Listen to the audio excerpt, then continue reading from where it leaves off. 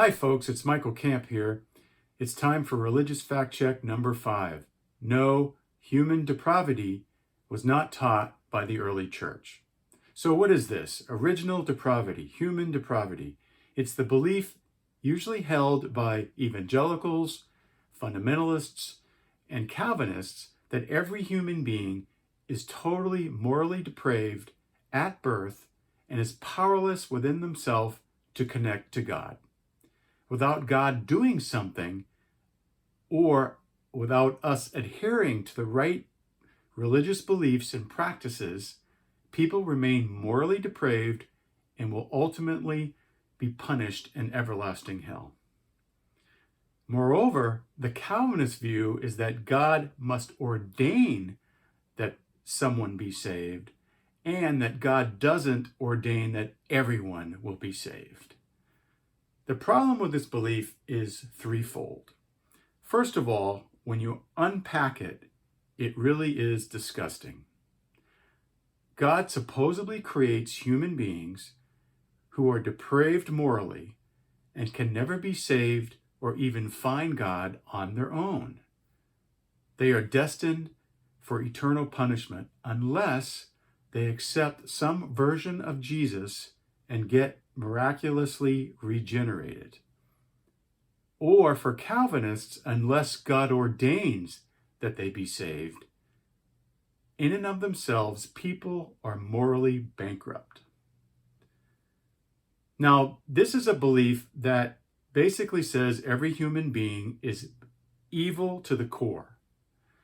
Belief in this doctrine causes people to feel dirty, not trust themselves, and always second guess their decisions. After all, they can't have a good heart or thoughts on their own. They always must be led by God and wonder if that's really happening. This can cause religious trauma.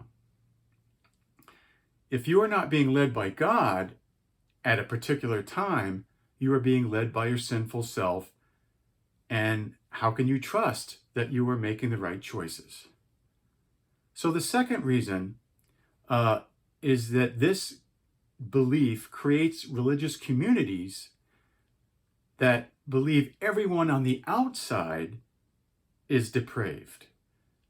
People of other religions, liberal Christians, agnostics, atheists, they all can't be trusted because they are depraved and not regenerated like the people on the inside. It causes an us versus them mentality, which is very harmful for society. The third and biggest problem with this belief is that it's not from the original message of Jesus and the early Jesus movement. Its roots are from the very problematic church father named Augustine, who lived in the 4th and 5th century. Augustine believed that all of humankind inherited Adam's sin at the fall. This original sin was so bad, he believed, it caused God to punish Adam and Eve with death. It also caused this condition of original depravity. Augustine taught that the image of God that was part of humankind's creation had been destroyed. There was nothing left good in humankind.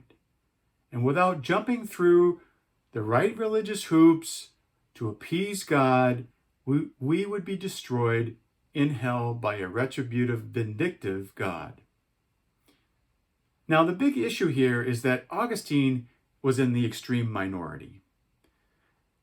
Now, despite that, later on, his view of original sin prevailed in the Western Church, but not the Eastern Church.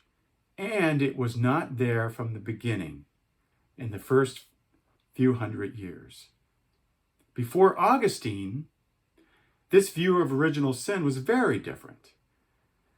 An Eastern Orthodox historian named Robert Arnold says, "This doctrine of original sin is a hideous one and found its way into the Western theological construct through the flawed Latin text of the Book of Romans, having passed through the dark imagination of Augustine."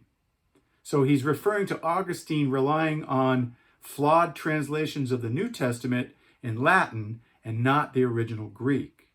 And he's referring to the gloomy outlook on spirituality that Augustine had.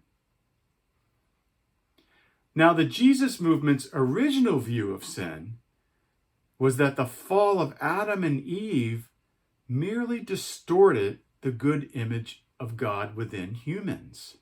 It did not destroy it. They taught that humans still retain a desire for God and retain original goodness and even innocence.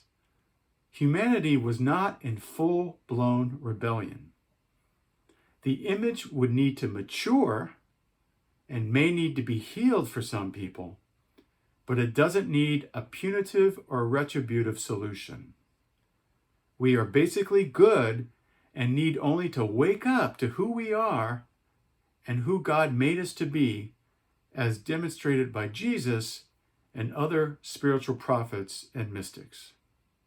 So don't let this doctrine of human depravity make you feel less than your authentic self. We don't need to jump through religious hoops nor be led by God every time we make a decision. Starting to follow the way of love for ourselves first and then for all our fellow human beings is all that is necessary. Thanks for listening, and if you like this video, please subscribe and click the notifications icon. Stay tuned for the next Religious Fact Check.